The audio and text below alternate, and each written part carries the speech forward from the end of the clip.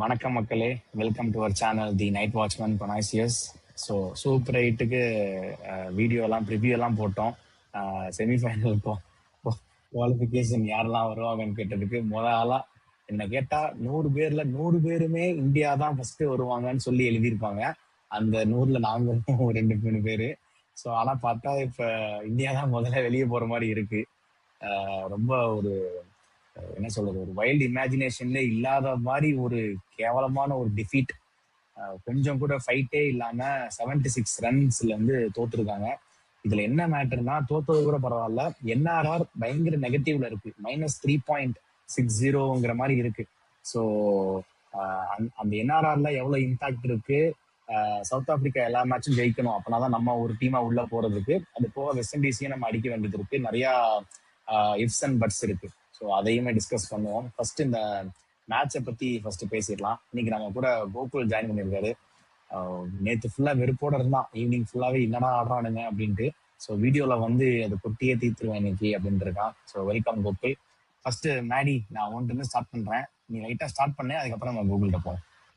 என்னத்தை ஸ்டார்ட் பண்றது? ஆனா நம்ம வந்து முதல்ல ப்ரெடிக்ட் பண்ணினோம். டீமோட ரிவ்யூஸ் எல்லாம் பாடுறப்போ நானு நீ சந்திரமௌலி சார் இருந்தப்போ வந்து அதான் சொன்னோம், இந்தியாவை அடிக்கக்கூடிய ஒரே டீம் சவுத் ஆப்பிரிக்கா தான் சொல்லிட்டு கிறிஸ்டன் சப்ஸோட இன்வால்மெண்ட்டும் சொல்லியிருந்தோம்.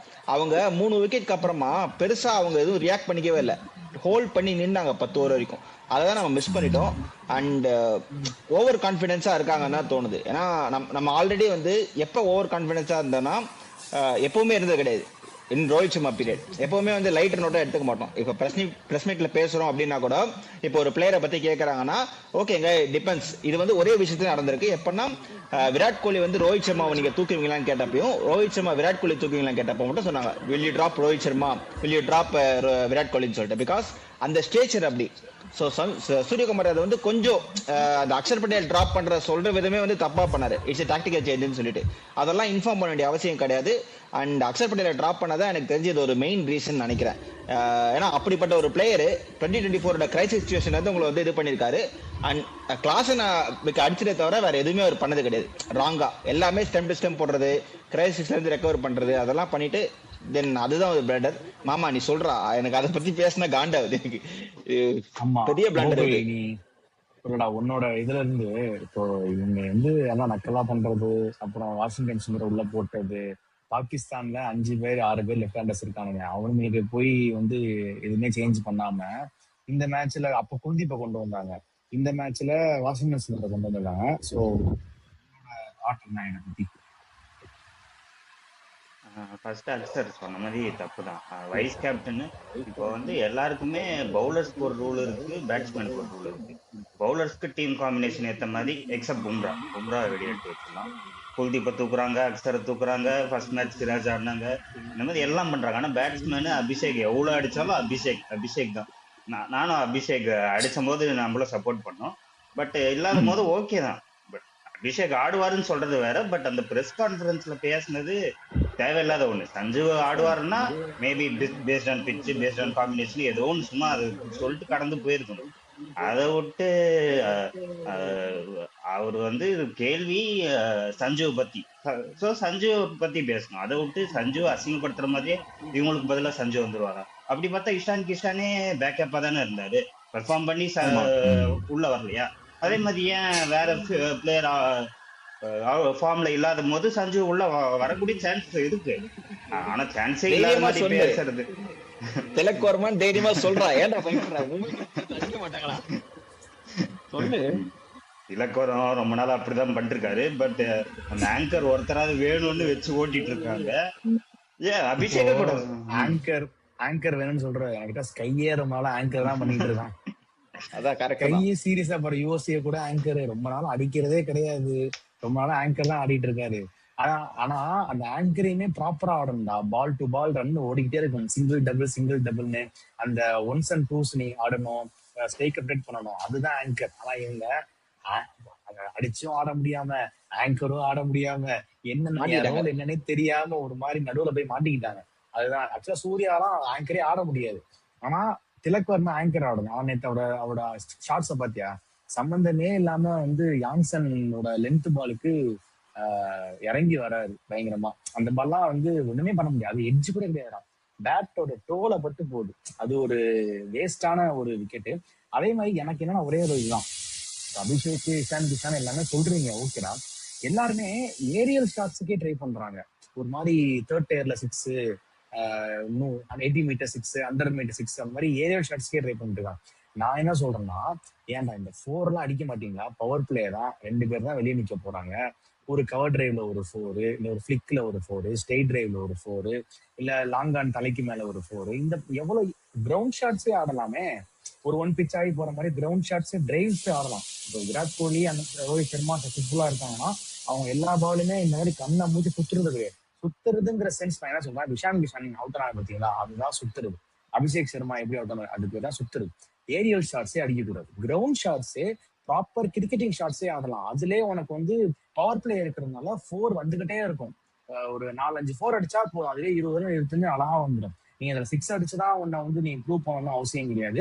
அண்ட் ஆல்சோ அந்த கேலிபர் எல்லாம் அவங்க விட்டுட்டு வரணும். இந்த பாலே நான் 6 அடிச்சிருவேன், எனக்கு யார் போட்டாலும் நான் 6 அடிப்பேன், எனக்கு வந்து அப்படிப்பட்ட ஒரு நேம் டேக் இருக்கு, அந்த கேலிபர்லாம் அவங்க விட்டுட்டு இப்போ மேட்சப்ஸ், இப்போ நான் லாஸ்ட் டைம் பேசணும், சவுத் ஆப்பிரிக்கா வந்தாலே எய்டன் மார்க்கரம் தான் ஆரம்பிப்பாங்க. அடுத்து வெஸ்ட் இண்டீஸ் கூட ஆரம்பிக்கும் போது இவர் ராஸ்டன் சேஸ், ஜிம்பாப்வே கூட வரும்போது சிக்கந்தர் ராஜா.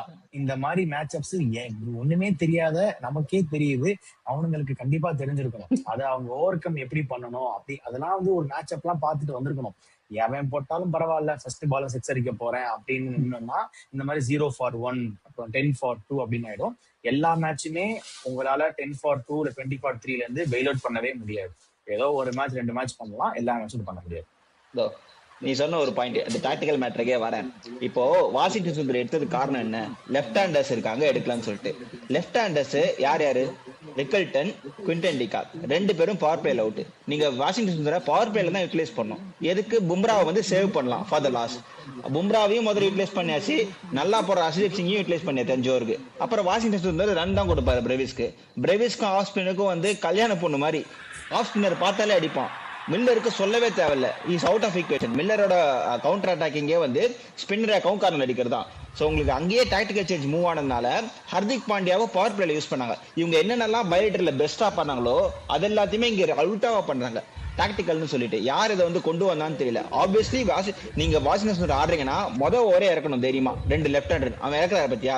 ஒரு part time spinner inform Abhishek Sharma ஃபார்ம்ல இல்லைனா கூட ஒரு அட்டாக் மோட்ல வருவான்னு சொல்லி தைரியமா இறக்குனாங்க.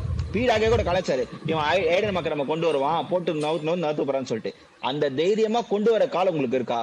அதுதான் நான் கேட்கறேன். சுந்தரை கொண்டு வந்தது 2 லெஃப்ட் ஹேண்டர், குவிண்டடிகாக்கும் இல்ல ரிக்கல்டனும் அவுட். உங்களுக்கு அந்த இது ஃபுல்லா நெகோசியேட் ஆயிடுச்சு. அப்ப நான் அக்ஷர் பட்டேல் யூஸ் பண்ண மாதிரி யூஸ் பண்றீங்க. ஸோ அதுலேயே வந்து ஒரு பெரிய மிஸ்டேக். அக்ஷர் பட்டேல் நீங்க யாரை வேணா தூக்கலாம், அக்ஷர் பட்டேல் தூக்கணும் ஒரு பெரிய மிஸ்டேக். இதுவே வில்லு இருந்தாரு தூக்கிருக்க மாட்டாங்க. இதுதான் நடந்தது, பிளேயிங் லெவல்ல தூக்க மாட்டாங்க. ஸோ அந்த ஒரு ஹார்ஸ் கால் தான் மாமா சொன்ன மாதிரி ஒரு பவுலர்ஸ் பாக்குறப்ப டேக் அண்ட் ஃபார் கிராண்டட் எடுத்துக்கிறாங்க தான் எனக்கு தோணுது. நீ சொல்ற மாமா? இல்ல நான் என்ன முடிச்சிடறேன். அவ்வளவு லெஃப்ட் ஹேண்டர்ஸ் ஒண்ணு இருக்கிற மாதிரி தெரியலையடா. வில்லர் மட்டும் தான் left hander, Stubbs right hander, Jansen right hander, அவன் பேர டிவால் பெரிஸ் ரைட் ஹேண்டரு. யான்சன் ஒளிக்கு போவாரு டாப் ஆர்டர்ல பாரு. இவங்க பயந்ததே ரிக்கல்டன் குவிண்டடிகாக் தான், வேற யாருக்கும் கிடையாது. அதுக்கு நீ டாப்லயே முடிஞ்சிடும். அப்ப நீ போடுறான் தான் அவன் நீ ஓப்பனிங்லேயே கொடுத்துருக்கணும், பவர் பிளேல போட விட்டுருக்கணும். அதே மாதிரி இவங்க வந்து பும்ராக்கு அப் ஃப்ரண்டா 2 ஓவர் கொடுத்தாங்க, அது இவங்களுக்கு நல்லதா முடிஞ்சிருச்சு. 2 ஓவர் 7 ரன் 2 விக்கெட் எடுத்து கொடுத்துட்டாரு. ஆனா இவங்க எங்க பேக் ஃபேர் ஆச்சுன்னா வருண் சக்கரவர்த்தியை வந்து பவர் பிளேல கொடுத்தாங்க. என்னைக்குமே வருண் சக்கரவர்த்தி பவர் பிளேல போட்டதே கிடையாது, இந்த பைலேட்டரோ சரி எதுலயுமே சரி. அவருக்கு போய் நீங்க 1 ஓவரை வந்து நீங்க முதல்ல கொடுத்தது அங்கவே ஒரு 12 ரன் போயிருச்சு பவர் பிளேல. சோ அங்க வந்து இவங்க வாஷிங்டன் சுந்தர் கொடுத்துருக்கணும். சோ அங்க ஒரு டாக்டிக்கல் பிளண்டர் தான் சொல்றேன். கோகுல் சொல்றேன், டீம் காம்பினேஷனே ஃபர்ஸ்ட் ராங். அதாவது ராங்குன்னா இது வந்து எக்ஸ்பிளைன் பண்ற டைம் இல்லை. பவுலிங் காம்பினேஷனை எக்ஸ்பிளைன் பண்ண மாதிரி தான் இருக்கு, பேட்டிங் காம்பினேஷன் எக்ஸ்பிளைன். எப்பயுமே ஹர்திக்கும் ஹர்ஷ்தீப்பும் ஓபன் பண்ணுவாங்க. சரி வாஷிங்டன் கூட பண்ணலானே வச்சுட்டு எப்பயும் போல ஹர்திக்கு இது பும்ரா நல்ல. பும்ரா ஃபர்ஸ்ட் போட்டு விக்கெட் எடுத்துட்டாரு, அவர் எப்போ போட்டாலும் எடுப்பாரு. பட் திருப்பி யூஸே பண்ண முடியல. அவர் ஸ்டார்டிங்ல 2 ஓவர் கொடுத்ததுனால மிடில் ஓவர்ல என்ன ஆனாலும் பும்ரா யூஸே பண்ண முடியல. அங்க ஒரு அடி. அதுக்கப்புறம் வாஷிங்டனும் இதுக்கு முன்னாடியே மேட்ச் ஒன்று கொடுத்து பார்த்தாங்க, சரி இந்த மேட்ச் ஆடுறதா இருந்தா எப்படி பெர்ஃபார்ம் பண்றாரு. பவுலிங்கு பண்ணல, ஒன்றும் பண்ணல. T20 அவரோட பேட்டிங் கரியரே எனக்கு தெரிஞ்சு ஆஸ்திரேலியா கூட ஒரு மேட்ச் அடிச்சிருக்காரு. மற்றபடி batting wise T20 white ball ஃபார்மேட்ல பெருசா இல்ல. ஸோ அப்படி ஒரு உள்ள வரதா இருந்தா பவுலராகவே தான் வந்திருக்கணும். அக்ஷரை வச்சுக்கிட்டு மேபி ரிங்கு எடுத்துக்கலாம், இல்லைன்னா பவுலர் தான் வரணும்னா Kuldeep better bowler left hander. Correct. இந்த மாதிரி எவ்வளவு ஆப்ஷனும் இருக்கு. சும்மாவே பேட்டிங் வேணும்னு சொல்லிட்டு ரிங்குவும் ஆடுறதில்ல, வாஷியா ஆடுறதுல, அந்த தூபே கீழ எல்லாம் யாருமே பேட்டிங் பெருசா ஆடுறது இல்லை, சும்மா பேட்டிங் வேணும்னு வச்சுருந்தேன். நல்லவேளை அர்ஷித்னா அர்ஷித் தேர்ட் பவுலரா போட்டு ஆல்ரவுண்டர்னு வச்சிருக்காங்க. இவங்களுக்கு நம்பர் ரைட்ல பேட் சுத்துறவன் கண்டிப்பா வேணும். அந்த பேட் சுத்துறவன் அவுட் ஆயிடுறான். அதுக்கு ஒரு நல்ல 2 விக்கெட் இப்ப மில்லர் ஆடுறப்ப குல்தீப் தூக்கி போட்டிருந்தாருன்னா கண்டிப்பா விக்கெட் இருந்திருக்கும் கொடை கிளம்பி. இது குல்தீப் ஒரு ஆப்ஷனா யோசிக்கவே மாட்டாங்க. Any day any player Kuldeep Yadav வந்து ஒரு ஸ்பின்னரா இருப்பாரு. நீ எங்கன்னா பாத்திருக்கியா? ஆதில் ரஷீதை தூக்குவாங்களா இங்கிலாந்து? தூக்க மாட்டாங்க. ஆடம் சம்பவ தூக்குவாங்களா? தூக்க மாட்டாங்க. இவங்களுக்கு குல்தீப் எப்படிதான் டேக்கன் ஃபார் கிராண்டட் எடுத்துக்கிறாங்கன்னு தெரியல. ஃபைனல்ல அடி வாங்கினாரு வெஸ்ட் இண்டீஸ்ல. அது மட்டும் தான் எனக்கு தெரிஞ்சு குல்தீப்போட பேட் டேன்னு நினைக்கிறேன். இவங்களுக்கு வந்து வருண் சக்கரவர்த்திக்கு பேட் டே வந்த மாதிரி வருண் சக்கரவர்த்தி பேட் டே வந்தப்ப டக்குனு புஷ் பண்ணி குல்தீப்பால போட முடியும். 2 ஸ்பின்னர் பேட் டே வராது. போன எல்லா மேட்ச்லயும் ஒரு ஓவர் போடுவார், இங்க ஒரு ஓவர். எதுக்கு போடுறாங்க? சும்மா மாதிரி மேட்ச்ல போடவா முடியும்? அதுக்கு வருண் முடிக்கிறது இல்ல. ஐ மீன் பர்சனல் மைல்ஸ்டோன் முக்கியம் இல்லைன்னு சொல்லுவாங்க, பட் அப்படி எல்லாம் இல்ல. எப்பயுமே அவரோட ஸ்டாட்ஸ் அவருக்கும் முக்கியம், ஒரு நல்ல பவுலிங் போடும் போது கான்பிடன்ஸும் முக்கியம். ஸோ 4 hours முடிக்காம சும்மா ரிங்குவும் திலக்கும் போட்டுட்டு என்ன பவுலிங் பிராக்டிஸ் தரேன்றீங்களே. இந்த மேட்ச் யார் போட்டா? திலக் போட்டாங்களா, அபிஷேக் போட்டாரா, ரிங்கு போட்டாரா? அப்ப எதுக்கு ஜெயிக்க போற மேட்ச்ல மட்டும் இவங்களுக்கு கொடுக்க வேண்டியது? ஏன் கொடுக்கறது? பதுக்கி வைக்கிறாங்களா? இந்த ட்ரிக் தெரிஞ்சிருந்தா சரி, ரொம்ப ரோஸ்ட் பண்ணியாச்சு. இப்ப சேப்பாக்ல வந்து நமக்கு எதிராக ஜிம்பாப்வே வருவாங்க. நல்ல வேலை ஆஸ்திரேலியா வரல. இந்நேரம் ஆஸ்திரேலியா வந்து நினைச்சுக்கோயேன், அவ்வளவுதான் தொக்கா மாட்டிருப்பான்னு நினைச்சிருப்பாங்க. இப்போ நமக்கு தெரிஞ்சு போச்சு, 2 கேமும் வந்து அட்டாக்கிங்கா ஜெயிக்கணும். லைக் மோர் தேன் 50% இல்லைன்னா 10 விக்கெட் ஜெயிக்கணும். அந்த மாதிரினா ஒரு சேஞ்ச் ஐ மீன் நடக்குதுன்னு வச்சுக்கோ. ஒரு கற்பனையா ஒரு சேஞ்ச் பார்ப்போம். அப்படின்னா சேப்பாக்லயும் வான்கடையில தெரியல எப்படி நடக்க போகுதுன்னு சொல்லிட்டு. இப்ப சேப்பாக்ல வின் பண்ணாதான் நம்ம வான்கடையே யோசிக்கணும். சேப்பாக்ல ஜிம்பாப்வே வின் பண்ணணும்னா இன்னைக்கு நடக்க போற மேட்ச் வந்து எப்படி போகுதுன்றத பாக்கணும். அது வேற விஷயம். எந்த சேஞ்ச் நீ எக்ஸ்பெக்ட் பண்ண? குல்தீப்பை கொண்டு வருவியா? மாமா நீ சொல்லு first. Back to main squad தான் போவாங்க எனக்கு தெரிஞ்சு. வாஷி பதிலா மெயின் ஸ்குவாட் இல்லையா? மெயின் ஸ்குவாட்னா அக்ஷர் வரது. இதுக்கு முன்னாடி வின்னிங் காம்பினேஷன் எப்படி இருந்துச்சோ அப்படியே தான் போவாங்க. எப்படி பார்த்தாலும் இஷான் கிஷன், அபிஷேக் சர்மாலாம் எதுவும் பண்ண மாட்டாங்க. திலக்கும் எதுவும் பண்ண மாட்டாங்க. இந்த ஜிம்பாப்வே எல்லாம் கொடுத்துதான் பார்க்க எனக்கு தெரிஞ்சு. இப்போ நம்ம பேசுறோம் சஞ்சு வரணும் நல்லா ஆடலன்னு, பட் சஞ்சு வந்தா திருப்பி மாத்தி பேச ஆரம்பிச்சிடும். சஞ்சு எதுக்கு? ஏன்னா சஞ்சு அந்த மாதிரி தான் பண்றாரு. இன்னும் எல்லாத்தையும் பேசிட்டீங்க. இன்னும் ஒரு ஆள் சைலண்டா ஸ்கேம் பண்ணிட்டு இருக்காரு. ரிங்கு ஒன்லி கேட்ச் ஃபீல்டிங் மட்டும் பண்ணிட்டு லாங் பால் நின்னுட்டு அப்படியே வீட்டுக்கு போயிடுறாரு. அதான்டா இப்போ இந்த ஹோல் பேட்டிங் லைனப்ல ஒரு மனுஷன் மட்டும் தனியா பேட்டிங் தூக்கி நிறுத்துறாரு. அவர்தான் சிவம் துபே. எல்லா கிரிக்கெட்டர்ஸும் எக்ஸ்பெக்டே பண்ணாமப்ல சிவம் துபே எல்லாம் இப்படி ஆடுவாருன்னு சொல்லிட்டு. இப்ப மாமா எல்லாம் வந்து சிவம் துபே செம்மையா கலாச்சிருக்கான். என்னடா ஆடுறான், நின்னுட்டு சிமெண்ட் தட்டி கட்ட மாதிரி விளையாட்டு. பட் அந்த பிரஷரை இப்ப இந்த மனுஷன் உட்காந்து 40 ரன் அடிக்கலன்னா இன்னும் ரன் கம்மியா இருந்திருக்கும். அட்லீஸ்ட் அந்த எண்ட்ல நிக்கிறதுக்கு யாருமே கிடையாதுன்னு சொல்றேன். நீங்க உனக்கு கேம் கைவிட்டு போயிருச்சுன்னு தெரியும். சோ அப்ப அந்த இடத்துல வந்து ரிங்கோ சிங் என்ன பண்ணிருக்கணும்? ஓகே நான் நிக்கிறேன்னு சொல்லிட்டு நம்ம கேமை டீப்பா கொண்டு போறோம். ஒரு 16 ஓவர் வரைக்கும் கொண்டு போவோம். அதுக்கப்புறம் 4 ஓவர்ல நமக்கு ஒரு 60 ரன்ஸ் வருதான்னு பார்ப்போம். அந்த மாதிரி ஒரு டாக்டிக்கலா கொண்டு போகாம அப்படியே உள்ள வந்து இஷ்டத்துக்கு நான் எப்படி வேணா ஆடுவேன், முதல்ல அட்டாக் பண்ணி 18 ஓவர்ல முடிப்பேன்னு பாக்குறதுல கேம் கிடையாது. லைக் ஒரு கேம் வெளியே கைவிட்டு போகுதுன்னு தெரிஞ்சா 15 ஓவர் வரைக்கும் நீங்க கிறிஸ்ல நிக்கணும்ன்றது ஒரு பேசிக்கான ஒரு சென்ஸ். நமக்கே தெரியும், நம்ம ஒன்றும் பெருசா ஆடுனது கிடையாது. அதை அவங்க ஹேண்டில் பண்ணியிருந்தாலே அடுத்த 5 ஓவர் 70 ரன்றது நம்ம ட்ரை பண்ணி பார்ப்போம்னு பண்ணிருக்கலாம். ஸோ அது வேற மாதிரி போயிருக்கும். அப்பயும் வந்து ரிங்கு சிங்கும் சுத்தி தான் அவுட் ஆனது. என்ன சொல்றது, அந்த ஒரு வடிவேல் படத்துல வரும்ல, கருப்பாய் எழுதி அனுப்பி சுத்தம்னு சொல்லிட்டு அந்த மாதிரி தான் உள்ள வராங்க. எல்லாருக்கும் மனசுல வந்து ஹைதராபாத் பிச்சு நினைப்போல பிச்சு பிளே ஆகுதுன்றது அவங்க ஈக்குவேஷன் எடுக்கல. நம்ம பெருசா ரோஸ் பண்றோம் பிகாஸ் ஆஃப் பிளண்டர்ஸ். அதுதான் சொல்றேன். நல்லா ஆடிட்டு இருந்த டீம் இப்படி ஒரு பிளண்டர் பண்ணி அவுட் ஆகுதான். நம்ம 10 ரன் 20 ரன் தோத்துருந்தா கூட இவ்வளவு ப்ரெஷர் இது யாரும் சொல்லியிருக்க மாட்டாங்க. அந்த டாக்டிக்கலா பண்ணி நிறைய மிஸ்டேக் பண்ணதான் ரொம்ப கடுப்பா இருக்கு. ஏன்னா ஒரு 12 மேட்ச் ஐசிசி டோர்னமெண்ட்ல ஜெயிச்சுட்டு எல்லா பைலேட்டரல் சீரிஸும் ஜெயிச்ச ஒரு டீம் இந்த மாதிரி ஒரு சிச்சுவேஷன்ல இவ்வளவு குரூஷியல் டைம்ல வந்து இப்படி மிஸ்டேக் பண்ணுது அப்படின்றது தான் கொஞ்சம் கடுப்பா இருக்கு. மற்றபடி they are capable enough to win தோணுது. பட் இந்த வின்ல இருந்து அவங்க கத்துக்கிட்டு வருவாங்கன்றத எனக்கும் நம்பிக்கை இருக்கு. Tactically if south Africa help 3 game win பண்ணி நம்ம வந்து வாய்ப்பு அவங்க கிட்ட தான் இப்ப நம்ம கேமே இருக்கு சொல்றேன் மாமா. அதான் பேட்டிங் லைனப்பும் தப்பு தான். இது வாஷிங்டன் வந்து பேட்டிங் ஆட முடியாதுன்னுலாம் இல்லை, பர்ஃபார்ம் பண்ணதும் இல்லை. பட் டைரக்டா இது வந்து ஒரு ப்ரெஷர் சுச்சுவேஷன்ல விடுறாங்க. இதுதான் ரிங்கு வச்சிருக்காங்க. ரிங்கு என்ன லாஸ்ட் ஓவர் தான் அடிக்கணும்னு ஏதாவது இருக்கு. லாஸ்ட் ஓவர்ல ஒரு 3 டாட் பால் வச்சுட்டு ஒரு 6 தான் அடிக்க போறாரு.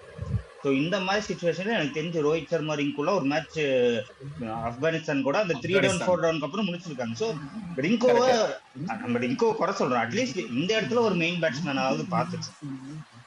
அக்சர் இருக்கும் போதாவது அந்த வேலையை பண்ணுவாரு. பட் வாஷிங்டனை வந்து அவ்வளவு ப்ரெஷர்ல நீ போய் ஆடி கொடுறான்றது வந்து எக்ஸ்பெக்ட் பண்ணதே தப்பு.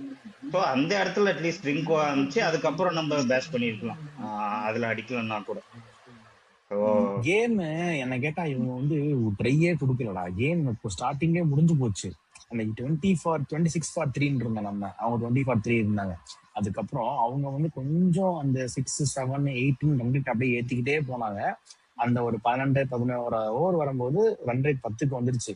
அதுக்கப்புறம் திரும்ப ஒரு ஸ்லம்ப் ஆச்சு. திரும்ப அதுக்கப்புறம் லாஸ்ட் வந்து ஸ்டப்ஸ் கொஞ்சம் பிடிச்சி 180 தான் வந்தாங்க. அந்த ஸ்டம்ப் அந்த நடுவில் அந்த ஸ்லம்பே இல்லாம பும்ராவோட அந்த 4 over 15 இல்லாம இருந்துச்சுன்னா அவங்க 210 போட்டிருப்பாங்க கண்டிப்பா. அவனுக்கு போற அந்த ஃப்ளோல போயிருந்தாலே. இவங்க எங்க திரும்ப மிஸ்டேக் பண்றாங்க திரும்ப இந்தியன் பேட்ஸ்மேன்ஸால அந்த ஒரு கிரவுண்ட் ஷாட்ஸே ஆட முடியல. ஆடி ரன்னே 4 எடுக்க முடியல. ஒரு கேப்ல 4 ஆடுறது, ஒரு சீக்கிய பின்னாடி தட்டி ஒரு 4 எடுக்கிறது, இல்ல டக்குன்னு ரன்னே வர மாட்டேங்குது. 6 over 36 ரன் 3 விக்கெட், 7 over திரும்ப 42 ரன் 3 விக்கெட். விக்கெட் விழுந்துகிட்டே இருக்கு, விக்கெட் கால விழுந்துட்டே இருக்கு. ரன் ஸ்கோர் போர்டு வந்து ஏறவே மாட்டேங்குது. அப்படியே அது வந்து ஒரு மாதிரி ஹால்ட் ஆன மாதிரி ஆயிடுச்சு. அதுதான் இது ஒரு மிகப்பெரிய ஒரு லாஸ். நம்ம பேட்டிங் ஒண்ணு, பவுலிங்கும் என்ன தப்புனா ஆல்ரெடி சொன்ன மாதிரி ஒரு மெயின் பவுலர்ஸ பவர் இவங்க என்ன நினைச்சிட்டாங்கன்னா 3 விக்கெட் விழ ஆரம்பிச்சதுக்கு அப்புறம் பொட்டலம் போட்டுலாம் நினைச்சாங்க. அதனால மெயின் பவுலர்ஸ் ரொம்ப யூஸ் பண்ணாங்க. இப்போ லாஸ்ட்ல பும்ராக்கு 2 இருந்துச்சு, ஹர்ஷதீப்புக்கும் இல்ல. இப்ப ஹர்திக் பாண்டியாவை தான் மெயின் பவுலரா நினைச்சு. ஹர்திக் பாண்டியா வந்து ஃப்ரண்ட்ல தான் நல்லா போடுறாரு. அந்த மாதிரி பவுலர் ஹர்திக்கு 3 அங்கேயே ஓட்டிட்டு இருக்கணும். ஹர்ஷ்தீப்பா பும்ரா வச்சிருந்தா மேபி இது இருக்கும். அதான் பும்ரால யூஸே பண்ணக்கூடாது. மேக்ஸிமம் 1 hour தான் பவர் பிளே யூஸ் பண்ணிருக்கு. இதெல்லாம் வந்து நெதர்லாந்து நமீபியா கூட ட்ரை பண்ண வேண்டிய காம்படிஷன். இந்த மாதிரி பவுலர்ஸ் முதல்ல யூஸ் பண்ணி மிடில் ஓவர்ஸ்ல இவங்க எல்லாம் பண்றாங்களான்னு. எங்கெல்லாம் பும்ராவை பதுக்கி வச்சுட்டு இங்க வந்து பும்ராவை எக்ஸ்போஸ் பண்றாங்க. எந்த பும்ரா மாதிரி பிளேயரை 1 over பவர் பிளேல யூஸ் பண்ணலாம். அடுத்து மிடில் ஓவர்ஸ் பும்ரா மட்டும் மில்லர் ஆடிட்டு இருக்கப்போ பும்ரா வந்து உள்ள கொண்டு வந்ததுன்னா அந்த 1 over பொசிஷன் நமக்கு பெரிய பெனிஃபிட் கொடுத்துருக்கோம். ஏன் பயந்தாங்கன்னா ஐயோ பின்னாடி ஸ்டப்ஸ் இருக்காரு, ஸ்டப்ஸ் இருக்கும்போது பும்ராவை யூஸ் பண்ணுமேன்னு சொல்லி பும்ராவை யூஸ் பண்ண முடியல. ஸோ இதை வந்து லேர்ன் பண்ணிக்கிட்டு யூஸ் இல்லை, இப்ப அடுத்த கேம்ல எக்ஸிக்யூட் பண்ணி ஃபைனல்ல வந்தா அப்பயாவது திருந்தணும். ஏன்னா இது வரைக்கும் பெட்டரா அதான் பண்ணிட்டு இருந்தாங்க. திருப்பி அதான் சொல்ல வேண்டியதா இருக்கு மாமா சொல்ற மாதிரி. கரண்ட் ஃபார்மை பார்த்தா இந்தியா வந்து நாட் டிசர்வ் டு கோ மாதிரி தான் இருக்கு. ஒன்னும் பேட்டிங்கே ஆடுறது இல்ல. இப்போ வெஸ்ட் இண்டீஸ் நல்லா பண்ணிருக்காங்க. அங்கங்க ஒருத்தரோட ஹீரோயிக்ஸ்னால தான் பிழைக்கிறாங்க. அவங்க பெருசா பேட்டிங் ஒன்னும் ஒரு கம்பைன்ட் டீமா ஆடுற மாதிரி தெரியல. ஒண்ணு பாகிஸ்தான் மேட்ச்ல இஷான் கிஷான் அடிச்சு கொடுத்தாரு, இந்த நெதர்லாந்து மேட்ச்ல தூபே அடிச்சு கொடுத்தாரு, அப்புறம் நமீபியா யுஎஸ்ஏ மேட்ச்ல ஸ்கை அடிச்சு கொடுத்தாரு, நமீபியா அந்த மேட்ச்ல வந்து ஹர்திக் 50 அடிச்சு கொடுத்தாரு. அந்த மாதிரி அங்கங்க எல்லாருமே ஒரு இது பண்றதுனால ஒருத்தவங்களோட ஹீரோயிக்ஸ்னால தப்பிக்கிறாங்க. மொத்தமா அந்த பவுலிங் வந்து ஆக்சுவலா இன்னொரு பிரச்சனை என்னன்னா வருணை வந்து அவங்க டேக் டவுன் பண்ணிட்டாங்க. அந்த பவர் பிளேல சாத்திட்டாங்க. இல்லடா இப்போ இவங்க அந்த என்ன யோசிச்சிருக்காங்கன்னா பும்ரா வச்சு நம்ம ஓப்பனிங் 4 விக்கெட் எடுத்துட்டோம்னா நடுவுல வந்து நம்ம வருணை வச்சு முடிச்சிடலாம் அப்படிங்கிற மாதிரி பிளான்ல போயிருக்காங்க. அவன் என்ன பண்ணிருக்கான், நீ வருணை வச்சு முடிக்கிறியா, வருணே நான் அடிச்சு ஆஃப் பண்றேன். இப்ப வருண் மட்டும்தான். வருண் யார் வெளியில போடுவான், வருண், ஹர்திக், அப்புறம் வாஷிங்டன் சுந்தர், தூபே, இவங்களாம் தான் ஆப்ஷன்ஸ் நான் மிடில் போடுற சொல்றேன். ஏன்னா அஷ்தீப்புக்கு 3 over முடிஞ்சு போச்சு பவர் பிளேல, பும்ராக்கு 2 over முடிஞ்சு போச்சு. மிச்சம் 3 over நீ இந்த 18, 19, 20 தான் போட முடியும். இது போக அந்த மிடில்ல ஒரு சொலையா 15 ஓவர் இருக்கு. அந்த 15 ஓவரை வந்து நீ இவங்களை வச்சுதான் தள்ளணும். வருண் மட்டும் தான் ஸ்ட்ரைக் பவுலர். நீ வருணையே அங்க வச்சு முடிச்சிட்ட, வருணையே நீ நம்பி பால் கொடுக்க முடியல, மில்லர் அடிப்பான் அப்படின்னு சொல்லிட்டீங்கன்னா நீ இங்க யாருக்குமே கொடுக்க முடியாது. தூபேக்கா 2 ஓவர் வழி இல்ல, போட்டே ஆகணும்னு சொல்லி கொடுத்தாங்க.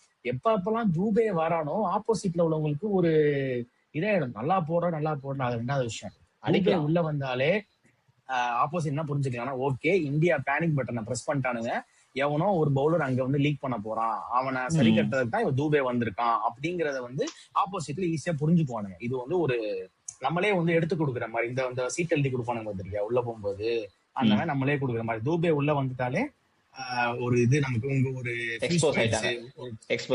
ஒரு ஃபியூஸ் போயிடுச்சு, நம்ம சமாளிக்கிறோம், 2 ஓவரை சமாளிக்க போறோம் அப்படிங்கறத வந்து கொடுக்குற மாதிரி ஆயிடுச்சு. இதே அக்ஷர் இருந்தாருன்னு வச்சுப்பேன், அந்த வருண் போட வேண்டிய பவர் பிளே ஓவர அக்ஷர் அங்க உங்க ஃப்ரண்ட்ல வந்து போட்டு பாரு, மிடில் ஓவர்ல உனக்கு நல்லா விக்கெட் எடுத்து.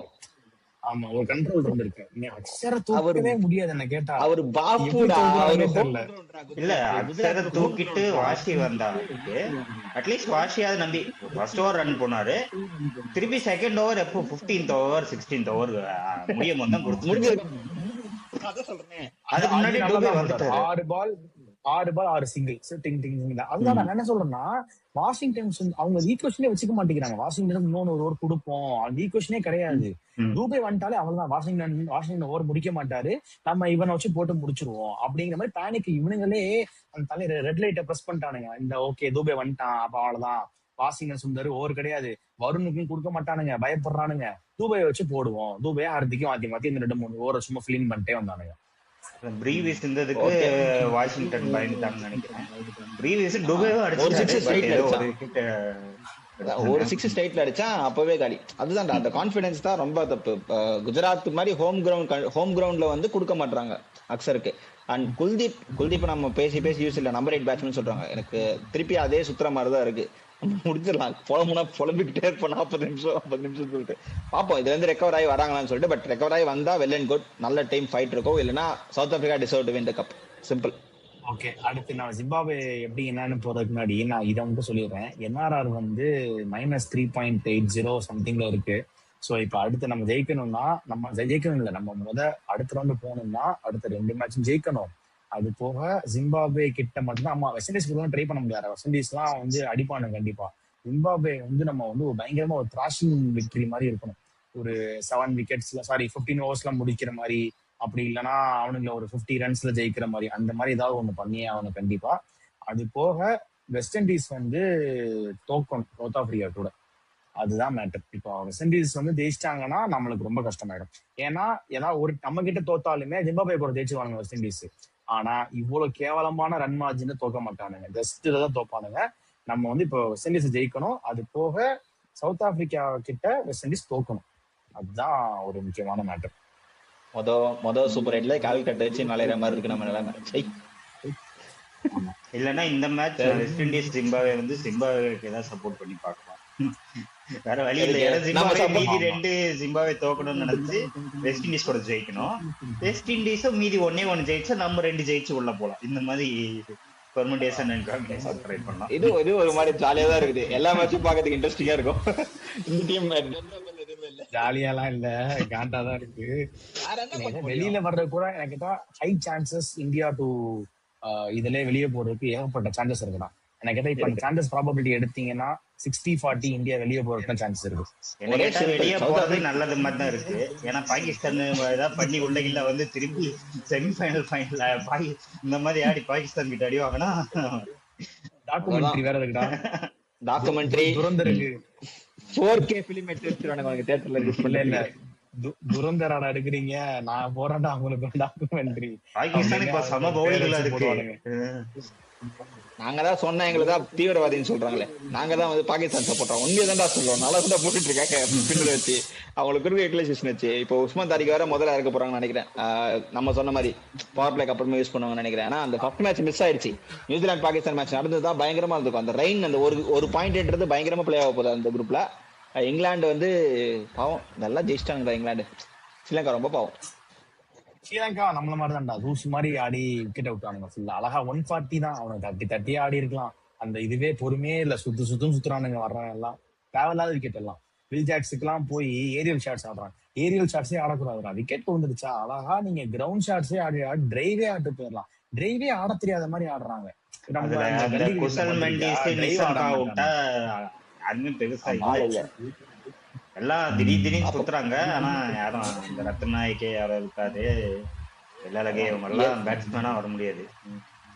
எல்லாம் நார்மல் கேம்ல நல்லா ஆடிட்டு சூப்பர் எயிட்ல எக்ஸிக்யூட் பண்ண மறந்துட்டாங்க. ஓவர் கான்பிடன்ஸ் வந்துருச்சு போல இருக்கு நம்ம ஆளுங்க மாதிரி. அதான் டேஷ் நக்கல் வாழ்க்கை சிக்கல்னு சொல்லுவாங்களா, அதான் நடந்திருக்கு இந்தியாவுக்கு. சிம்பிளா சொல்ல போனா டேஷ்ல என்ன வேணா ஃபீல் பண்ணிக்கலாம், இதான் நடந்திருக்கு. பாப்போம் 2 கேம். இவங்க அட்லீஸ்ட் கொஞ்சம் அந்த ரன்னையாவது குறைச்சிருக்கலாம்டா. இந்த 7 overs 42 for 3 இருக்கும் போதே என்ன பண்ணிருக்கோம்னா, வாஷிங்டன் சுந்தரம் வந்து நீங்க அக்ஷர் பட்டேல் லெவலா நம்ம கன்சிடரே பண்ண முடியாது. ஏன்னா அக்ஷர் பட்டேலோட கேலிபரும் அவரோட இந்த ஸ்டாச்சருமே வேற லெவல்ல இருக்கு. எப்ப எக்கச்சக்க சிச்சுவேஷன்ல ஐசிசி அப்புறம் ஓடியில எவ்வளவு தூரம் ப்ரூவ் பண்ணிட்டாரு, பவுலிங்கும் சரி வித் பேட்டும் சரி. ஸோ நீங்க ரீப்ளேஸ்மெண்ட்ங்கிறது அவருக்கு பதிலா அப்படிங்கிற மாதிரி வேணா சொல்லலாமே தவிர அவரோட இடத்தை இவருக்கு நீ நிரப்பவே முடியாது. இவங்க அப்படி போய் அக்ஷர் பட்டேல்ல வந்து நீங்க ஃப்ளோட்டரா மேல விக்கெட் தான் யூஸ் பண்ணாங்க ஒருத்தி அன்னைக்கு T20 ஃபைனல்ல 2024ல அதே மாதிரி ட்ரை பண்ணிருக்காங்க. ஆனா டே என்னடா அவரே இவரையும் எப்படா இது பண்ண முடியும், அவர் பண்ணாரு. ஆனா அந்த மேட்ச்ல அக்ஷர் பட்டேல் அடிச்சு கொடுத்தாரு, 50 அடிச்சாரு 35 பால்ல. அதே மாதிரி இவர் இங்க அடிச்சிருந்தாருன்னா அந்த மாதிரி கொஞ்சம் ஏறி வந்திருக்கும் ஸ்கோரு. அவர் அன்னைக்கு அடிக்கல. இதே மாதிரி அவரு அன்னைக்கு அடிக்காம போயிருந்தாருன்னா இந்தியா இதே மாதிரி 120க்கு அடிச்சிருப்பாங்க என்ன கேட்டா அந்த ஃபைனல்ஸ்ல. கரெக்ட். இன்னே ஒண்ணு என்னன்னா, ரிங்கு ஆடுனா இந்த மாதிரி கிரைசிஸ் சிச்சுவேஷன்ல அவர் ஒரு பேட்ஸ்மேனா நம்பி எடுக்கணும்னு ஆடக்கூடாது. டைரக்டா அவருக்கு பதிலா குல்தீப் போட்டா அட்லீஸ்ட் பவுலிங் பெட்டரா இருக்கும். வாஷி பண்ண வேண்டிய அவசியம் என்ன? பேட்டிங்க நம்ப மாட்டாங்க, பவுலிங்க நம்ப மாட்டாங்க, ஆல்ரவுண்டர் நம்ப மாட்டாங்க. ஏதாவது ஒரு 2 பேர் அப்படின்னு சொல்லிட்டு ஜெயிச்சு கொடுத்து பாக்குறாங்க. ஒரு ஸ்ட்ராங் 11 ரோஹித் சர்மா இது ஒரு மைண்ட் இல்லடா. I'm not sure above Suryakumar அதை ரொம்ப ஒரு கேம்ல வந்து ரொம்ப ஹார்ஷ் பண்ண விரும்பல. ஒரு ஒரு கிரைஸ் சிச்சுவேஷன்ல வந்து காமா திங்க் பண்ற அந்த எபிலிட்டி வந்து ஸ்கைக்கு இல்லையோ அப்படின்னு தோணுது. நிறைய வந்து ரஷ் ஆகுறாரு. ஹர்திக் பாண்டியா டேக்கன் எடுத்து ஃபீல்டிங் எப்படி போட்டு கத்துறாரு, என்ன பாடுறான்னு சொல்லிட்டு. இது ரோஹித் சர்மானா ஒரு 1 point ஆஃப் சென்ட்ரலைஸ்ட் கான்டாக்ட் இருக்கும். ரோஹித் சர்மா எனக்கு வந்து நான் வந்து பெரிய Dhoni fan. But opposite side Rohit Sharma கேப்டன்சியை பாக்குறப்போ இந்த மனுஷன் என்னமோ பண்றாரு அப்படின்னு இருக்கும். எனக்கு அது 2024 நடந்தப்போ காமா இருந்தாரு, நடக்கட்டும் பிரச்சனை இல்லை அப்படின்னு சொல்லிட்டு நீ ஒவ்வொரு வாட்டி பாக்குறப்பையும் அகைன் ஓகே நம்ம டிசிஷன் இப்படிதான் இருக்க போகுதுன்னு சொல்லிட்டு பார்த்துட்டு he bring Bumrah right point இதே மாதிரி அடிச்சிட்டு இருக்கப்பதான் உள்ள கொண்டு வந்தாரு. அதை வந்து கொஞ்சம் எடுத்துக்கிட்டு பண்ணலாம் அப்படின்னு தோணுது. ஏன்னா ரோஹித் சர்மா கூட தான் சொல்லிக்கப்பட்டு இருந்திருக்காரு, ஓகே இப்படி பண்றான் அப்படி பண்ண நிறைய ட்ரை பண்ற மாதிரி எனக்கு தோணுது. பட் சி இதை தாண்டி அவங்க வருவாங்கன்னு எனக்கு நம்பிக்கை இருக்கு. செமிஃபைனல்ல நீங்க ரெண்டு வரமாட்டேன்னு சொல்றீங்க, நமக்கு வந்து யாரோ ஒருத்தர் ஹெல்ப் பண்ணி நம்ம உள்ள போக சான்சஸ் இருக்கு. ஏன்னா ஸ்கிரிப்ட் அப்படிதான் இருக்கு. வரமாட்டாங்கன்னு சொல்லல, ஆமா ப்ராபபிலிட்டிடா, எல்லாத்துக்குமே ப்ராபபிலிட்டி தான். ப்ராபபிலிட்டி வச்சு பாத்தீங்கன்னா 60-40. ஏன்னா இந்தியா ஜெயிச்சா உள்ள போகும்னா கூட நான் நம்பி இருப்பேன், ஓகே இவங்க ஆடிடுவானுங்க அப்படின்னு. ஆனா இந்தியா கையிலே கிடையாது. வெஸ்ட் இண்டீஸ் கேவலமா இந்தியா கிட்ட வெஸ்ட் இண்டீஸ் ஜெயிச்சிட்டானுங்கடா, சாரி தோத்துட்டானுங்க. ஆனா சவுத் ஆப்பிரிக்கா கூட ரொம்ப டைட்டா போய் வெஸ்ட் இண்டீஸ் தோத்தாலும் வெஸ்ட் இண்டீஸ் உள்ள போயிடும். அதான் என்ஆர்ஆர் மேட்டர், அதுக்கு தான் சொல்றேன். மத்தபடி சவுத் ஆப்பிரிக்கா வந்து சவுத் ஆப்பிரிக்கா வெஸ்ட் இண்டீஸ் கூட தோத்துறால கதை முடிஞ்சு, அவ்வளவுதான். நமக்கு டாட்டா பை பை கதம் அப்படின்னு இருக்கும். ஆமா அதான் மேட்டர். ஏன்னா 76 ரன்ல தோக்க மாட்டாங்க யாருமே இவ்வளவு கேவலமா, அதுதான் மேட்டர். முடியலாம் கடைய. சரி ஓகே, தேங்க்யூ மக்களே. எல்லாம் நம்ம ஓரளவுக்கு கவர் பண்ணியாச்சு இந்த மேட்சோட ரிவ்யூ. அடுத்து நம்ம ஜிம்பாப்வே மேட்சோட ரிவ்யூக்கு வரலாம். ஸோ இன்னைக்கு ஒரு நல்ல ஒரு எக்ஸைட்டிங் மேட்ச் ஒன்று இருக்கு, வெஸ்ட் இண்டீஸ் வர்சஸ் ஜிம்பாப்வே. அதுவும் நல்லா போகும்னு நினைக்கிறேன். ஸோ யார் ஜெயிச்சாலும் அவங்களுக்கு நம்ம ரூட் பண்ண வேண்டியதான். ஸோ இப்போட இதோட முடிச்சுக்கலாம். Thank you Gokul, thank you Madhan, thank you. Thanks, பாய்.